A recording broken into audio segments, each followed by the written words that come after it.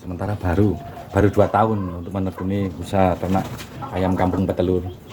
Nah, ini salah satu kenapa saya memilih, karena cocok dengan potensi daerah dan juga kebutuhan untuk ayam telur kampung sendiri cukup bagus untuk konsumsi, dan juga untuk sekitaran pun dengan kapasitas padat penduduk, ayam ini sangat baik karena juga termasuk salah satu ayam idola saya untuk karakter, selain juga cara rawatnya yang gampang dan juga memiliki karakter yang tenang, tidak sensitif seperti ayam-ayam sebelumnya. Alhamdulillah masih untuk pakan dan juga penjualan ya kita syukuri, karena dari pakan campur yang kita beli untuk hasil telur sendiri kita kapasitas sudah 50 per hari untuk kapasitas di kandang ini dengan induk 50 indukan. Sebenarnya untuk diri sendiri sebenarnya, karena untuk kebutuhan sendiri awal mula ketika kebutuhan sendiri dicukupi untuk rumah tangga, oh kok ternyata laku, terus akhirnya kita lanjutkan ke depannya. Ya berharap dengan adanya ayam kampung sendiri penjualannya enak dan juga mungkin sampai ke daging, bahkan ke daging pun juga kadang pesanan dari luar kita layani untuk pesanan ekor untuk pedaging. Salah satunya keinginan memang untuk ketahanan pangan secara mandiri. Alhamdulillah bertahap, mulai dari dulu punya 5-10 ekor sampai 50 ekor untuk kapasitas di lahan sempit ini. Kalau toh memang harus bersinergi ya kenapa tidak, kita harapannya kan continue dan juga bisa membantu perekonomian sekitar kalau toh memang bisa menjadi pilot project. Karena mindset ketika beternak ayam kadang kan rugi, padahal kalau toh manajemennya tepat dan juga literasi pakannya benar, insya Allah masih bagus untuk potensi ke depannya.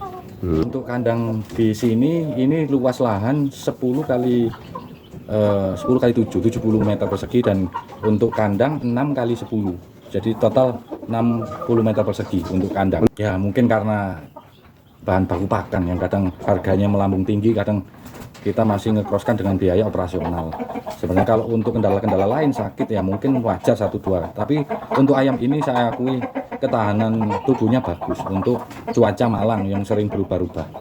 Jadi untuk kendala yang paling berat sih tidak ada, kecuali hanya untuk operasional dan kadang pakan naik turun yang sementara ini.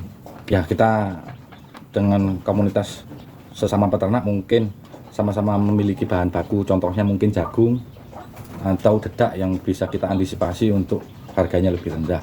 Kita masih pertimbangkan ke teman-teman peternak yang di lokasi sini untuk mencari bahan baku yang lebih murah, contoh jagung dengan tanam sendiri, ketika memiliki lahan kita beli gitu, seperti itu. Kalau untuk masalah penjualan itu sebenarnya juga target utama kita, tapi alhamdulillah khususnya ayam kampung ini karena juga dia tidak sistematis seperti ayam layer atau ayam petelur yang sebelumnya atau konsumsi.